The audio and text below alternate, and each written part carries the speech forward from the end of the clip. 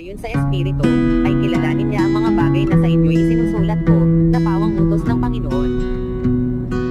Datapwat kung ang sinuman ay mangmang, ay manatili siyang mangmang. Kaya nga, mga kapatid ko, maninggan na papanasin ninyong makapanghula, at huwag ninyong ipagbawal ang magsalita ng mga wika. Datapwat gawin ninyong may karapatan at may kaayusan ang lahat ng mga bagay.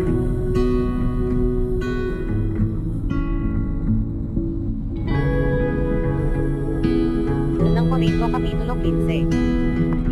Ngayon ipinatatalastes ko sa inyo, mga kapatid, ang ebanghelyo na sa inyo ay aking ipinangaral, na inyo namang tinanggap, na siya naman inyong pinananatilihan.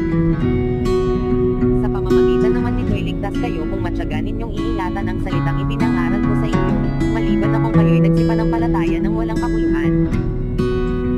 Sapagkat ibinigay ko sa inyo una sa lahat, ang akin namang tinanggap, na